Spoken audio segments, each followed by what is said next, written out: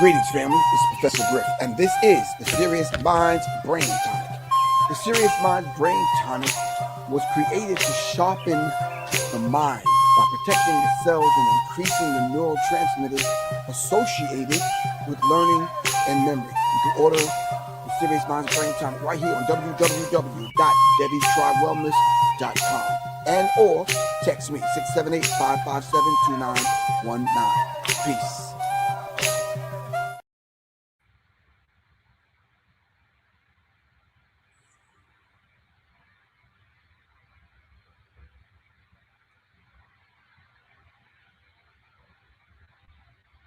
Hold on one second.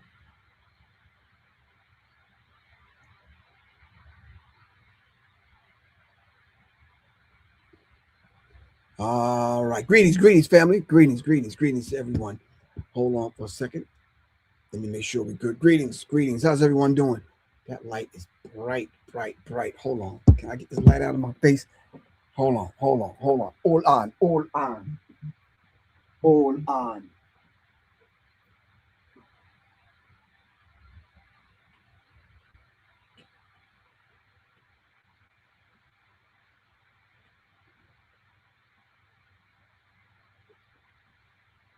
At least turn it down a little, angle it somewhere else. Let me just angle it somewhere else because that thing is bright. That's better. Got me looking like white chicks. Anyway, how's everyone doing? Hope everyone is doing all right. All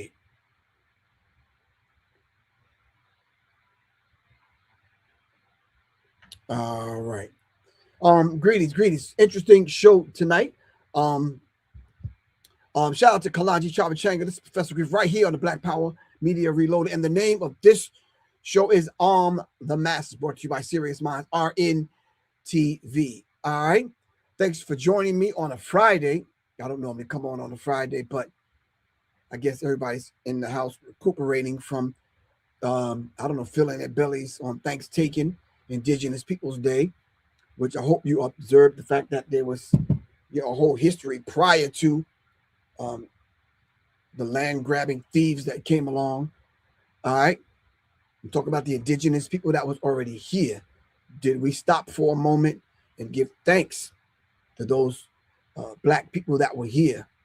All right. And then do we know and understand that particular history? I'm sure you do. I don't have to go over it. All right. In any event,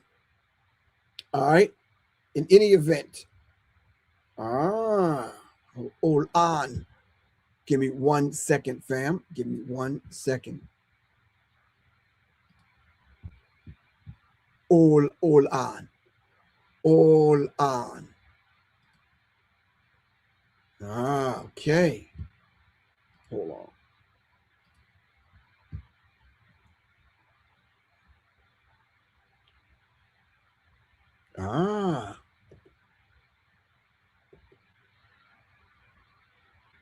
Hold on. I'm learning something new right now.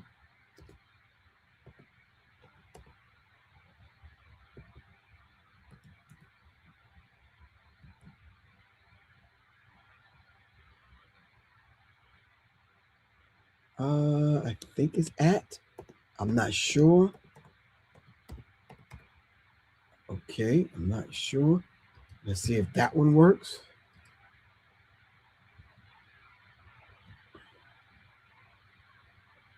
Anyway, in the event, it's Professor Griff, and of course, this is On the Masses right here on Black Power Media Reloaded. I've been trying to send my guests the email, and it seemed like it keeps bouncing back, but in any event, we're going to move forward. So the purpose of this show tonight is we have a lecture coming up tomorrow, all right, at the Ominala Griot Teaching Museum, 337 Dargon Street, Southwest Atlanta, Georgia, 30310. All right. Brought to you by our good sister Nisa Shabazz. If you want to reach Nisa, hold on for a second. All right. If you want to reach Nisa, you can reach Nisa at 678-748-9652. If you want to vend, all right, it's vending available. So if you want to vend, You can reach Nisa Shabazz at 678-748-9652. All right, the event tomorrow starts at 2 p.m. to 8 p.m. All right, so we're scheduling right now the talks from 3 to 4:30, I guess, to 6. And a few things in between. It's going to be some music, some food, some vendors are going to be there. And your brother, Professor Griff, is speaking on the death of Black music, the death of Black music. Once again, the death of Black music. All right. Then we're going to be talking about mental health. All right. I'm going to tie the two in together, Black music and mental health. My guests that are going to come on are going to explain what they're going to talk about, and we're going to kind of take it from there. So let me bring them on real quick and add them to the conversation. But we want to shout out Nisa Shabazz for putting this event together. And shout out to the brothers and sisters over there at the museum. I spoke there several times. Beautiful place and beautiful people. All right, Miss Jackson. Sorry, Miss Jackson. Hello, guys. How are you doing today? We need to see some faces, some ashy elbows, some ankles, or something. Look, I got on my work attire, guys. It's all right. You are who you are. Come on. Look, I'm snuggled up. It's cold outside. I'm sorry, y'all. What kind of work do you do that you all snuggled up like that? Security outside. We'll be outside all day. Oh, woo! That's a hard job, sis. I've been doing security all my life, and I know what it's like. But listen, people just got to deal with us and accept us for who we are and where we are in life. It's a beautiful thing. Yes. All right. Obadina, what's happening with you? Brother Griff, what's going on? How y'all feeling? Trying to be like you, King. See, look at you. You're in a nice, cozy environment while we got the sister outside working security. She probably need a dog or a cart, vehicle or something, flashlight, something. Y'all ain't provide that? Well, yeah, we that's why we have to practice group economics. Gets us out that environment. Okay. All right, cool. So this conversation tomorrow at the Griot Museum that we're going to have is the death of Black music, and we're going to be talking about the mental health crisis. And these two beautiful people that are in front of me right now are going to be leading the charge on that. And I'm just going to kind of bring up the rear. All right, no homo. I'm just saying. Yeah, don't take that the other way. I'm just saying. Just let's be clear. All right. It's a discussion that I was talking to Nisa that needs to be had. I'm not one of them individuals saying nobody's talking about it, because that would be an absolute lie. There's billions of people on this planet, and I know at least 20 of them that's talking about this same subject in the way that they talk about it. All right. But I think people want to come, show up, all right, and to tune in right now to hear what we have to say from our perspective. All right. So we're going to let Jalen Jackson go first. Tell the people who you are and what you do and what you're bringing to the conversation tomorrow. My name is Jalen Jackson. I'm a 24-year-old single mom. 1,000%, everything is on my own. I'm touching points on being a single mom, not just Black mom, because single parents don't even have a race or, a color.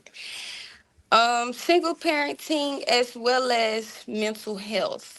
I definitely would like to touch bases on both, because it's definitely not talked about enough, especially in this environment. And on top of being a single parent, it's very hard. Have you ever heard of a program called Gangsta the Growers? No. That was a program that I was involved in, and contrary to popular belief, according to your last statement, we were talking about it. We actually had women in the program, and we was getting them assistance. You understand what I'm saying? Working them through that particular thing, setting up a support unit. So those conversations are being had, but we're going to circle back around to that. Obadina, talk to me, man. Introduce yourself to the people. Let the people know what you do. How you doing? My name is Brother Obadina Ifadara Shango Damilare. I'm Awo Ifa, Awo Shango, priest of Egungun. I'm I'm also the regional chair of the New Black Panther Party in the Southeast region. I'm also a violence interrupter with the program Hope Hustlers, and I'm a K9 handler as well. Oh, that's interesting, man. Very, very interesting. So tomorrow's discussion, we're going to be talking about the death of Black music and how it plays into the whole mental health crisis. In your own words and what you've experienced All right. What where do you see this mental crisis thing happening in the fields that y'all operate in? Whether it be a single Um, parent doing security, or whether it be Black Panther Party, or the areas in which you deal. mental health or mental health awareness is something that we deal with a lot, especially with the violence interrupter program. We offer counseling. A lot of kids and our participants, they have that, and from what I'm understanding and from what I've noticed, it's due to the cultural environment that they're brought up in. Mm, You can only expect so much out of a person when the culture is either based off survival, or if it's based off of an illusion of what they're supposed to be doing based off someone who gave them the blueprint for a culture that doesn't really fit what their destiny is. mm, So I look at it more so from the social spiritual perspective of how we got to this point and the ways that we can combat it. okay. Okay. And Miss Jackson? I definitely feel like we definitely need more opportunities, as well as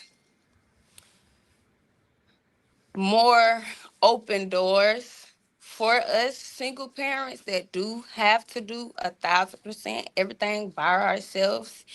And as well as that, I feel like mental health affects you. It comes from a generation.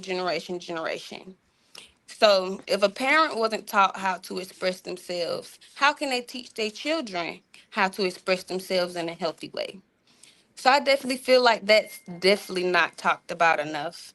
And many of us don't realize that we have problems and need help before it's too late. Mm. Where should we be having these conversations at? Because I've heard you mention that twice already. If we're not talking about it, where should we be talking about it at? Home. It starts at home. That's a good place to start. So, mental health crisis and a global surge in mental health conditions like depression, anxiety, marked by increased rates, especially among youth, leading to severe distress, inability to function, higher suicide risk. Um, yeah, they striking channels for that word. We're Yeah. just gonna say self-infliction risk, exacerbated by factors like the pandemic. They striking people's channel for that word. Systematic barriers and societal stress, with solutions involving public health approaches, better care. So, do you think the church should be involved? Do you think groups like Obadina? Do you think groups like the Black Panther Party should be involved as far as not only interrupting some of the violence that's going on? Issa Shah, what's good? All right. Do you think that these groups, what do you think these groups can do is what I'm asking. The groups that already have infrastructure and they're in place, all right, to be intermediaries in these kind of situations. All right. Okay. Well, that's what we're working on now.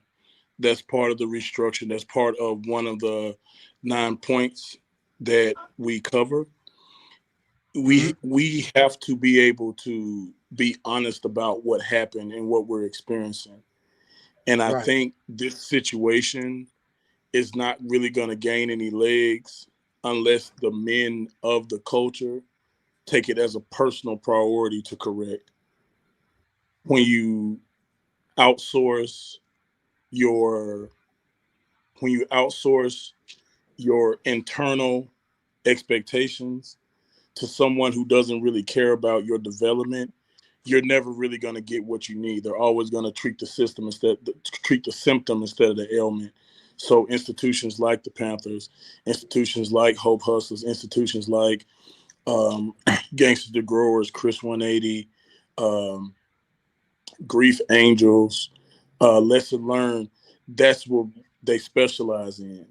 And it's going to be a grassroots thing, and it's going to be individual by individual, family by family, community by community, state by state basis. But I think this is if the men in the community took it on as a personal charge as part of the culture to examine the culture that they practice, then you'll have a better outcome for the people that they're responsible for. Well, one of my elders that I learned a lot from and taught me how to study and approach things, he always told us, he said, if you don't choose a culture, one will be chosen for you.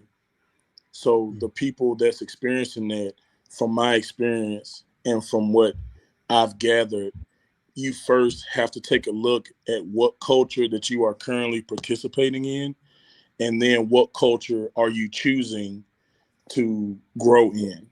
Is your culture Okay. given to you, or are you choosing it? Right. I chose to tackle this particular issue of mental health through the lens of Black music. I think it plays Mm-hmm. a big part with young people. All right. Mm-hmm. So when you start talking about culture, we can also add the subcultures. We can Mm-hmm. overall culture, your way of life, but the subcultures now. One of the Yes. subcultures is entertainment. And that Mm-hmm. idea of entertainment is steering a lot of our young people into these crises of mental health. I could run down the list, and I am tomorrow going to run down the list of artists that either unalive themselves or have been taken out. You understand what I'm saying? And I think this is it's a Mm-hmm. major issue. You understand what I'm saying? It's a major issue that's going on in the subculture, not the overall culture of Black people, but the subculture of Black music. When we're talking about music and artists and other young people following these artists. So I'm tackling it through the area which I feel I know the best. All right. Do you feel you're doing that, Miss Jackson, in the same kind of way or whatever way you're doing it? Yes. I feel like our brains, even if it's something that we watch or that we hear, it's taking all of that in, no matter if it's good or bad. So I definitely do feel like music, especially what's going in our ears, it does play a big part on how we move, how we Mm-hmm. act, and how we do go about things. All right. So what degree, what amount, what percentage of music do you say has an effect on mental health? I would definitely say over 80%, more than it should. Wow. Why do you think that is? Because a lot of young rappers now, I'm gonna use that as an example, they only talk Uh-huh. about gun violence and opioids and things of that nature. And a lot of kids, a lot of younger kids definitely do listen to that constantly. And they sing that and they take in that and they move that way. Mm. So let me ask you something. So you mentioned gun violence. Was there gun violence before hip hop ever became hip hop? Yes. How was we dealing with it then? Not trying to put you on the spot. Yes. It really wasn't no real solution to it because it's still happening. It's just worse. So was it something that was set in place and in motion that led up to the crisis that we're seeing it at now? The music definitely did intensify it. I would say Right. that. So It the definitely. ingredients were there, as Yes. Obadiah talked about, as far as what culture are they participating in? Yes. Because when I was coming up, my mom had me in programs when I was a teenager. My Yes. mom had me in martial arts. I was studying to be, to be a black belt. I was in the cadets. Um, I was junior FOI in the NOI. So yeah. So Obadina, you all right over there? Yeah, I think the. Can you hear me? I can hear you, but we're getting a lot of static and a lot of noise from you over there. Sound like you're being kidnapped, man. It's the Santa spirit, Claus man. is coming over your house. Anyway, so so you're right. The music, if you watch the trend and you do a chronological order of the kinds of music that was coming out, Yes. the music has been on a moralistic level. The music has been on a decline for a long, long, long time. And we can honestly say that. So then, from where you're sitting, what do you think is one of the solutions to get it back on track? Because what if the music never gets better? What happens then? Yeah, that's the real question. That's definitely the real question. Because now So, anything is considered music. Anything can right, get put on the radio in these days and time. right. So you say you're a single mom, right? Yes. We don't know your circumstance and how you got to that point. We don't know. But there are a lot of women out there like you. All right. Mm-hmm. What would you tell them in reference to keeping it together like Miss Jackson has it together, working a security job in the rain? You understand what I'm saying? Do you have a support unit?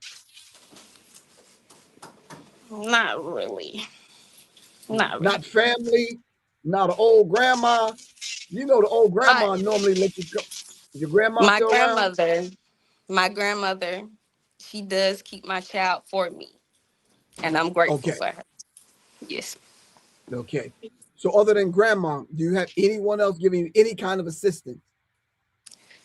Truthfully, no. Okay. So I'm asking you, how can we offset that? There's young women that's watching this right now that said, wow, I'm in Miss Jackson's position right now. What can I do to kind of not be there? Because I don't have a grandma. Me personally, coming from me to anybody that needs to hear this, you will figure it out. No matter how hard it gets, your little tiny human always is depending on you. You're their hero. So you have to Mm, be strong for them and yourself.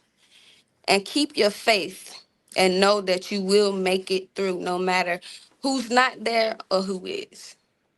I have okay. to tell myself the same thing every day. How do you do it? How do you get up every day? Today was cold and wet outside. How did you manage as a young mom to get out there in the cold and in the rain and still work a security job?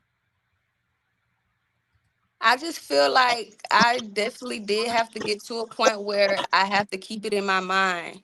If you don't do it, who will? Yeah, because the You little one are got to the eat, right? you are the first step person who can change your circumstances. If you can control it, change it. If it's out of your control, if you're religious, pray and give it to God. Okay. So, are you aware that there are certain programs out that can help young women that are in the situation you in? Like the program I was involved in, Gangster the Growers. They helped young women, and they had, a list of people and organizations that could help. You are familiar with those, right? Yes. Oh, okay. Have you ever met other women that are in the same situation you're in? That's well, all around 25 days a week. I mean 7 days a week. I meet Mhm. somebody like me every day. Oh, wow. And what advice do you give them? Keep faith in yourself. Okay. Don't give up on yourself. If you give up on Right. yourself, then everybody else falls behind that. So the main character of this is you. You have to Right. water you. You have to make sure you are okay before you can even be there to provide for your kid the way you need to and the way that you Right. want to. You lose So, you, Obadiah, everything else is chaotic. right. Welcome back, good bro. So listen, man. So we were talking about what percentage of does music play in this whole idea of mental health? Does it cause it? Is it the result of it? Is it a solution to it? Like, where does music fall in? What role does music play in this? It's a weapon. It's being used as a weapon against us.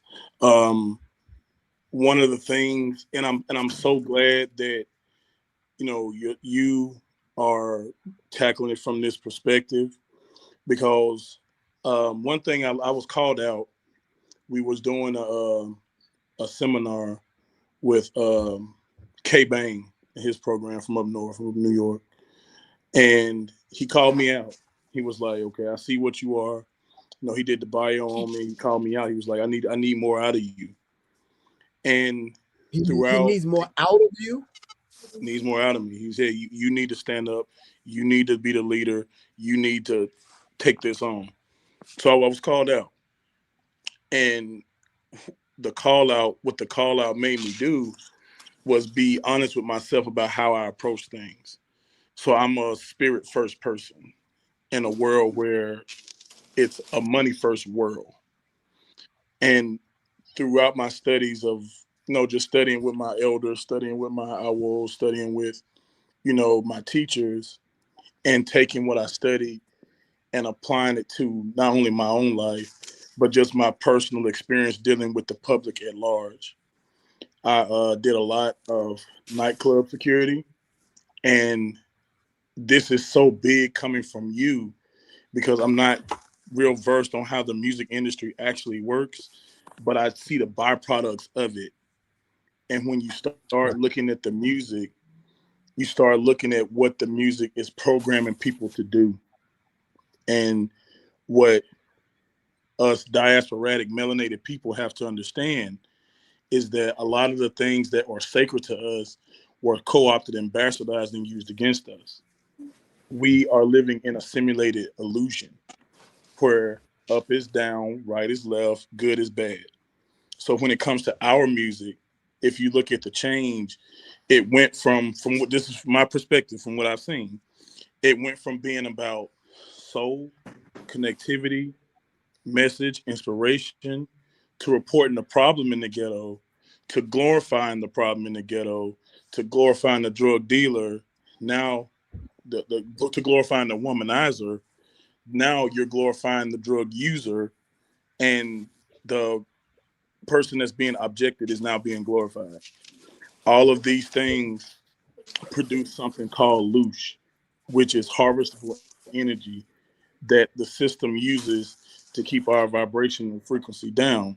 And an example of that is, like you were saying earlier, the focus is no longer on the talent of the musician, is no longer on the message Hmm. of the musician, but it's focused more so on the dysfunction of the performer. None of them play instruments. They sample everything, and none of them have any original thoughts. They're carbon copies of each other. So for me, Right. when it comes to music, music is being used as a hyper sigil to determine and dictate the listener's behavior to make them predictable. That's what I Mm. personally notice. So if you listen to Yeah. the music, the majority of the songs deal with a lot of the things that these particular spirits feed off of. Okay. Constant outrage, trauma, reliving traumatic experiences, constant conflict, fear, lust, all of those things, regardless of what spiritual system you subscribe to, they speak and warn against that. Now we're being told that these things are good. It's good to have no emotional control. It's good to be sexually irresponsible. It's good to be violent for no particular reason. So I think that's programming, and the behaviors of the individuals who consume it constantly, be it entertainment, be it going to sleep listening to it, background noise, be it social media, be it movies. It's not entertaining, it's indoctrinating to the point where people will watch stuff just because they don't agree with it. So Okay. I So think let me it's ask you this. And conditioning so, the subconscious of the listener to be violent and predictable, or be violent and predictable to the system that wants to profit off of their ignorance and incarceration, be it physical incarceration, social, financial, or spiritual incarceration, and they harvest that like livestock. right. All right. So if that's the case, what is the solution? I can't hear you. Yeah, because we lost you. We can't see you. So yeah, I don't think you can hear me. I don't.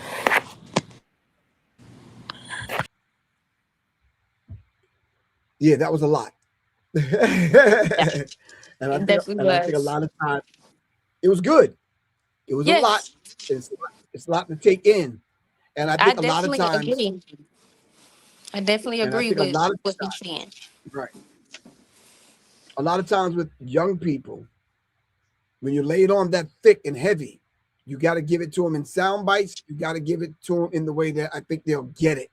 I think they'll get that because the way he laid it out was very, yeah, it was good. But what is the solution to some of those things?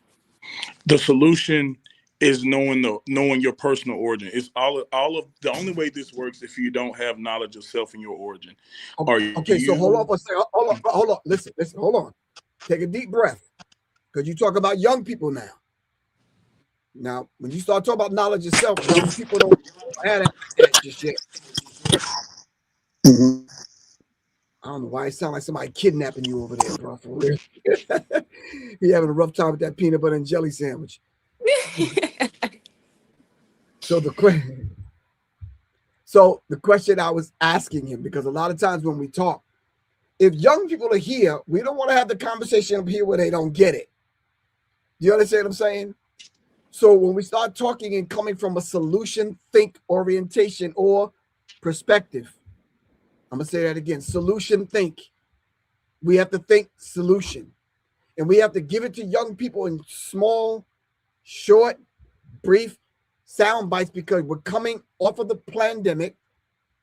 And since the introduction of social media, they're sending a quick text, tweet, and it's that. They're not thinking deep and thinking long. So when we start talking about knowledge of self, young people don't necessarily have knowledge of self. The institutions and the organizations that are responsible for teaching and giving young people and walking them through this concept of knowledge of self are not in place anymore. All right. So we can't speak above their heads. We got to speak directly to what this thing is. So when we say they don't have knowledge of self, that's not their fault. Where are they going to get knowledge of self from? Well, that's going to come from their community and their elders. It's knowledge of self as far Okay, as not Obadina, so much. listen, bro, excuse me. You have to listen to what I'm saying, okay? Mm-hmm. I know that may sound routine-ish to you, but listen to what I'm saying. That is not in place. You saying elders Right. in So, community like there's something in place. It ain't in place. Trust me, well, bro. It's not in place. I'm gonna push back on that a little bit because that's what the Okay, party's please for. do. All right.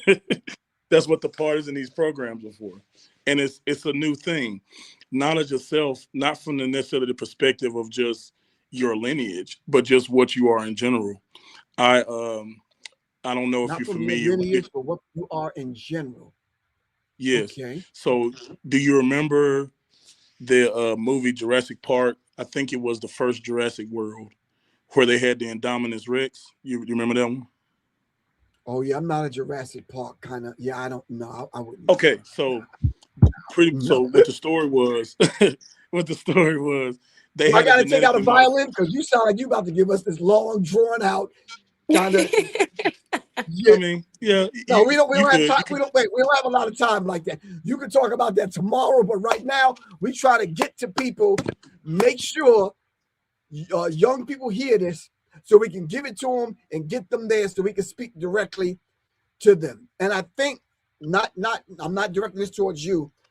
Us, those of us that are meeting young people where they are, we truly have to meet them where they are. If we start these long drawn out stories of once upon a time at the so and so, no. Young people need it quick. You understand what I'm saying? Because they off to the next thing. We got to get them, and with the small amount of time that we have their attention, we got to reach them on their level. If you follow what I'm saying, you sound like you seasoned. You sound like you know and understand your community. You adhere to what your elders teach you. You part of the party. You know the organizations. Young people don't. So now you're about to say. That You can simplify it by just asking them, what are you? And gauge how you guide them off of what they say. Because they'll tell you who they are. They'll tell you what their name is. They'll tell you where they're from. But when you ask them something as simple as, what are you? They couldn't tell you. Or they identify with something that they've already heard before. So when you work with youth like that, from my experience, it's a way to get them to talk, and it's also a way to show that you're invested in their development by asking them something they're going to make them think, and be okay with them not being able to answer it right then. So we and we're talking solution thing, right? Yes, that's the first step. Is to provoke thought. The first step. Okay. Is to provoke thought. Yeah. Have you the average urban child has never thought about what they are outside of what they identify and remember about themselves. So, like, what are you? Educate me on what is the urban child? What is that? Well, children children that are in hotspot areas that are known for poverty and gun violence. So, as a violence interrupter, we have white kids are shooting up schools of those urban children. If they're not in the urban area, then no. So suburban violence is different than urban violence because their attachment to the firearm is different. Canada has more guns per capita than the U.S., but you don't hear gun violence like we have it here. It's their association with the firearm. So when we start talking about these programs, like Gangsters to Growers, like Hope Hustlers, like Chris 180, they're centered around hot spots of urban environments where this gun violence takes place. Now, when you deal with mass shooters, that's a different type of psychology. But I can only speak to what I'm working with and what I have working knowledge about. So when you I'm being educated about this particular thing right now because I've never heard that term, urban child. Okay. Yes, children that are raised in an environment. Because they have a different set of problems than children who are raised in a rural environment or in a suburban environment or in a foreign environment where there's a mixed community. They have a different set of problems. So based off of what... And gun violence is not across the board? It's definitely across the board, but I can only speak to what I have experience in. I couldn't tell you why little Johnny in Beverly Hills went and shot up his school. I don't deal with that. I deal with Daquan, who got caught with a gun at school and is about to get expelled, and we're trying to figure out why he has that gun, or why there was a shootout at this apartment complex that I'm working at. What caused that, and what was that about? So when you have experience with working in these urban environments, then you see the psychology and the reasoning for stuff is different. And as elders, we have to attack that. We have to see, what's causing this? And that's how you guys develop your solutions? Yes, sir. We have, based off their origins, we create something called an ISP, which is the individual support plan for their success. And we offer wraparound services. Yeah, we offer wraparound services to victims and perpetrators of gun violence. So not only do we go in and see what the problem is. So you said the victims and the perpetrators? Yes. Both the individuals the individuals that's committing the gun violence and the individuals who are victims of gun violence. So we go to both. Okay. Like what do you need to prevent this from happening? Because the whole goal of these violence interrupted programs is to prevent the recidivism rate and the hospital reentry rate. So we have violence interrupters in the hospital, we have violence interrupters in the city, in the community, and then we have violence interrupters in the schools. And we get our data. Let me ask you something. Okay, so hold on, because that's a little bit deep. So are we getting to the root and the core of it? Because Daquan is not starting this. It's not starting with Daquan. Yes. Tay, Man, Peanut, Twan, and them, Little Day, it ain't starting from them. So are we getting to the root of it? Yes. In order to get to the root, you have to figure out why they did it. and then use that data, Okay. and you cross reference it with people who are also doing similar work. So I let's got you. just So say that what did you come up? What did you got? What's the data? What did y'all come up with as far as a solution? the data comes from the And we hospital. also not pardon me, not the solution, the cause of it. Well, it comes from the intervention process. We listen to them and break down what led up to that No. part. You misunderstanding my question. I am talking about the cause, not what you're doing. What is the cause of it that's causing Daquan to bring a gun to school? The cause, not Daquan, not Twan and them, not Peanut and Man. What's causing that? The overall circle, it's coming from the lack of resources. When And you look at it, who's supposed to be providing the resources? The the father. parents. The The father in the parents? community is supposed to do that. Yes. So if you have, So, and let's just say Daquan got into a beef because he was selling weed at the wrong apartment complex to keep his lights on for his mother. Got okay, into a beef with the wrong people. Got to a physical fight. Got shot at. The people know where he okay, go to school at. He has his brother right. with him. He has to walk his brother past these people he was just beefing with. The only thing that's keeping his brother alive is him and that firearm. So when you look at the origins of it, it's either usually going to be some type of economic situation or lack of it, or social belonging. They feel like this is what they Okay. have to do Wait, to live where they are. So So, it's one of the two things, but it's Daquan, different. Mm-hmm. okay, so Daquan doesn't have, he's not in a situation where he control either of those things because according Right. to what Jackson told us, if there are programs and situations out there, a lot of the young women kind of like don't know because it almost seems like in some instances, young women get the brunt of it because Daquan has a mama. Mm-hmm. You understand what I'm saying? Mm-hmm. Daquan's mama or little sister or niece might get caught up in the crossfire. Yes. Daquan might even be 20-something year old with a baby. Mm-hmm. You understand what I'm saying? End up losing his life. What do you think about that? What's your thoughts, Miss Jackson? It's crazy and unjust, to be honest. But On just that does play a role in what do you genuinely and mentally and physically want for yourself. How do you see yourself in the next 6 months to a year? That's up to you whether you want to choose a different path. When you know if you choose the right path, you're definitely going to get to higher levels in life. But if you choose the right. streets path, you know, okay, eventually it's either me or this. Okay. Tomorrow, the death of black music, because we're going to add the music element in there because we're going to figure out what kind of music is Daquan listening to in the environment that Daquan and his mama is in. That Daquan has to find a gun from somewhere because black people are not bringing the guns in. That he has to take a gun to school to deal with an economic, social situation where he feels he has to sell weed. This is a lot to pay for, keep the lights on. That's a lot. Yeah.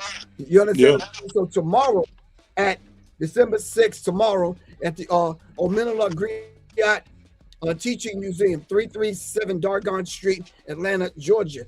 For vending, you can hit up Nisa Shabazz at 678. Hold on. 748-9652. Myself, Professor Griff. Baba. I didn't see the Baba part. I'm sorry, because you said you were a priest, right? In Ifa? I'm an owl, yes, sir. Ifa priest? Yes, sir. Okay, cool. And Jalen Jackson. I Yes. definitely want to hear y'all's take. Yeah, we got 6 hours to put this down. I'm coming on at 6, whether y'all finish, there, show up or not. I don't care if you're eating a vegan meal or whatever. 6 o'clock roll around, Grip is speaking. You understand? I don't care if 2 people in the house or 200. All right? We have to do what we have to do. All right? last question: how does music? What role does music play in this? All right, this whole scheme of things in reference to mental health and the issues that we have to deal with in the Black community. It can either be used as programming or liberation. Okay, so then solution thing. I forgot to add that to the question. We're talking about what is the solution. How could we, someone said on Instagram, either music is a weapon or a tool. How do we teach Daquan, Tay and Man and Peanut and them to use music as a tool as opposed to using it as a weapon? Are you using it to help inspire and create, or are you just being a carbon copy of something else for your own personal gain? That's how you can tell. So give me some of them songs that someone has used as a tool. Give me some of those songs. What are some of those artists? And I'm sure I see Miss Jackson smiling, so I know you got a couple on deck, right? You got NBA YoungBoy. You got Megan Thee Stallion. You got. Give me the positive songs. He said positive songs. People are using the songs as a tool. Okay, Marvin Sapp, Kirk Franklin, gospel music, inspirational music. Cause that's personally, I turn on my gospel music whenever I'm feeling crazy, and that does help me a lot. It definitely what I'm intaking in my ears. So. And you think Day and Twan and Daquan can listen to some gospel music, it'll change their perspective. And after you listen to Marvin Sapp, you won't bring a gun to school?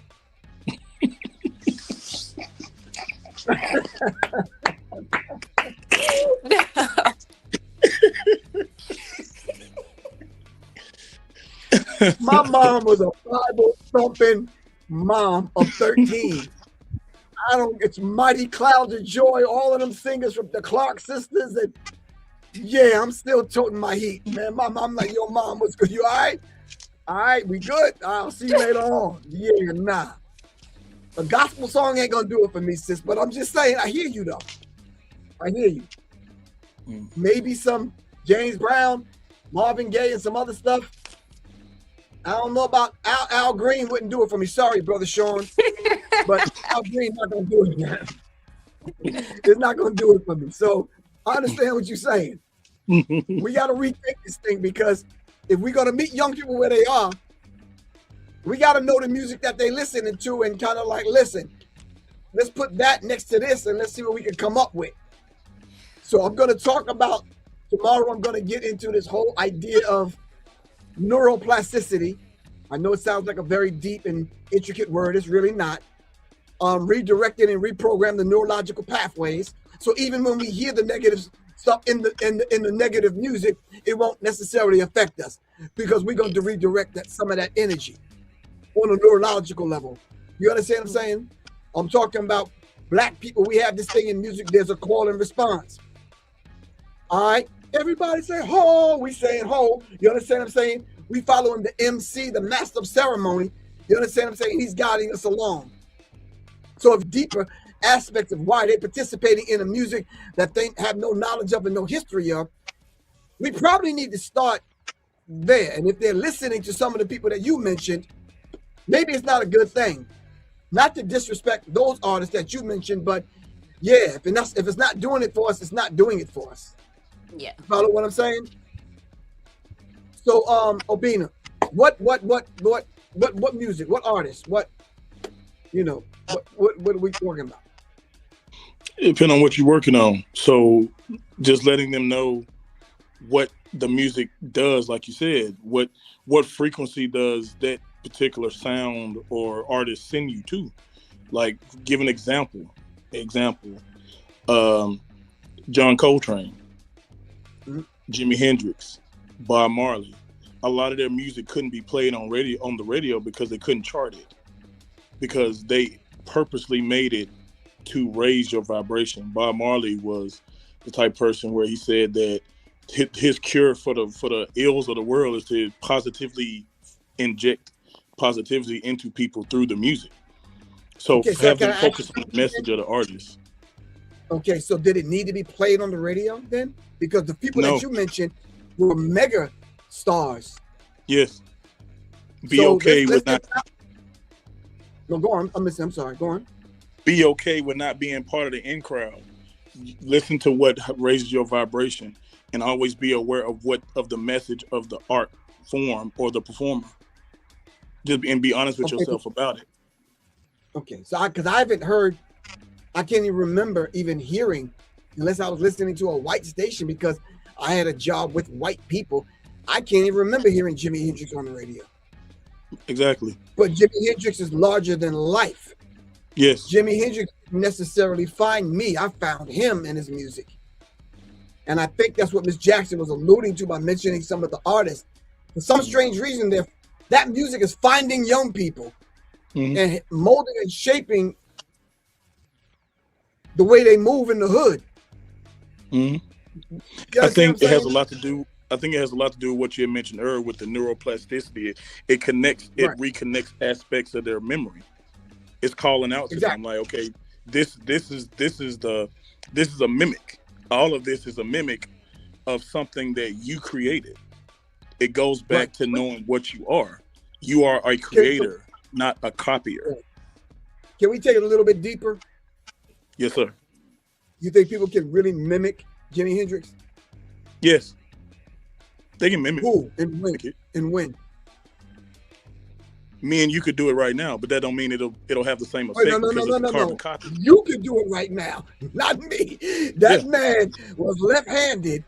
You understand? He bought a guitar. Somebody gave him a guitar from the pawn shop, and he flipped it upside down. Didn't even restring it, but he reprogrammed his neurological pathways to play a right-handed guitar, left-handed, upside down, and was the greatest guitar player ever known to man in music. No, we can't do that, bro. Yeah, we can. I don't know if you know somebody, but your brother, Professor, I'm sorry, that's but that's the beauty of being a creator. You can mimic it, but it's not going to be the same. Just like you have Michael Jackson impersonators, they're mimicking him. They can never be that. That's what I asked you. Could we? Yeah, I can mimic Jimi Hendrix right now, but But the people who know the real Jimi Hendrix will know that I'm a fake. You get that? That's the whole point of the music, is to get them to mimic some and discourage them from putting their own divine spark into what they're doing. Focus more on the replica than the real thing, and it plays out in their life. That's why they mimic what they think rich rappers do with fake jewelry. You don't know it's fake unless you've been around the real stuff. All right. So let the people know how they can contact you, and I'm not sure if Nisa worked out a schedule for you guys tomorrow, but starting 3, maybe someone wants to come on at 3, someone wants to come on at 4:30. But like I told y'all, 6 o'clock, I'm on deck. All right. So let the people know where they can contact you guys. Sound good. Can you let the people know where to contact you? Give me your website, your grandmama phone number, whatever, a beeper number, yeah, whatever. Okay, my cell number is 770-706-6030. And I do have Instagram and Facebook. My Facebook name is Jalen Jackson. And yeah. Thank you, Jalen Jackson. I really appreciate you. Thank Baba, you talk for to us, having man. me. All right, you can reach me at kabiack9@yahoo.com. If you need any services as far as wraparound service for individuals who are victims or perpetrators of gun violence, you can reach my Instagram. You can DM me at BlackLion41. That's BLAQUELION 41 on Instagram, or you can reach out to me on Facebook under Obadina Tucker for security services, for conflict intervention, or wraparound services, for counseling, for readings, anything like that, you can call my phone 615-720-4401 for more information. Okay, cool. I really appreciate you, and I will see both of y'all tomorrow. All right. Sounds good. All right, give thanks, good bro. Take care, King. All right, you too. All right, peace, peace, peace.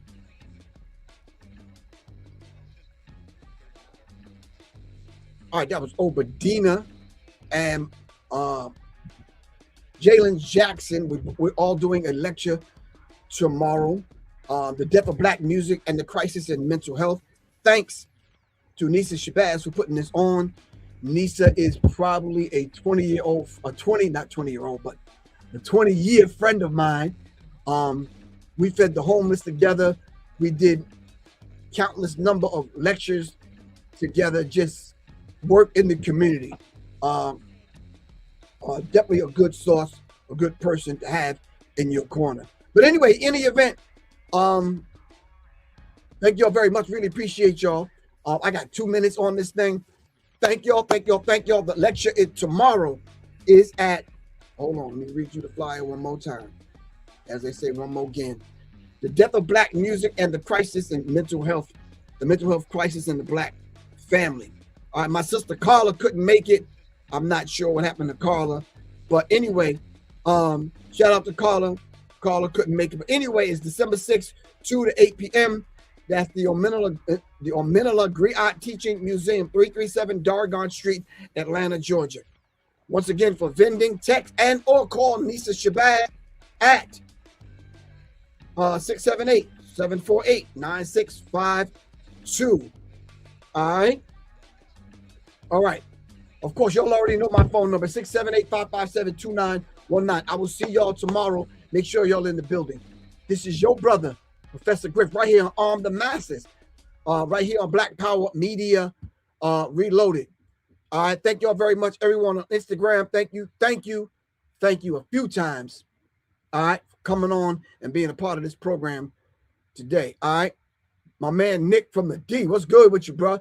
Gerald, thank you very much. Troy, Alexis Littlejohn, thank you very much. Everybody that came on today, really appreciate y'all. All right, I will see y'all in the building tomorrow. If you know somebody in Atlanta, tell them to hit up Professor Griff, 678-557-2919 if they want to swing through tomorrow and check out the lecture. I'm letting y'all know, I always say, and y'all have heard me say this before, I have one mission: to fill that room up tomorrow or clear that motherfucker out. Plain and simple. No holds barred. I'm going for the juggler. You understand what I'm saying? Because it has to be said. All right? It has to be said. We want to say it in a nice, polite way, but it has to be said. It just has to be said. All right? But yeah, so we're going to talk tomorrow. All right? All right, family. Love you all to life. This is Professor Griff. I will see everyone. Inshallah, I will see you tomorrow. All right? All right. Hold on for a second. Peace.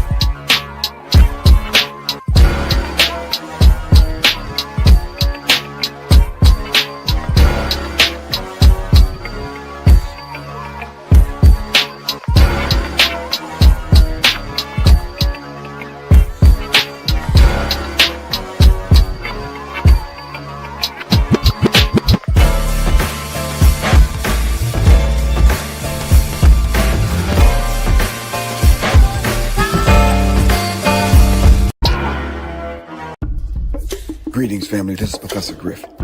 I want to take this moment to thank everyone for supporting me in my efforts to raise the vibratory pitch of your thinking into your higher self. Thank you very much in my efforts right here on Serious Minds RNTV and the masses. All power to all the people.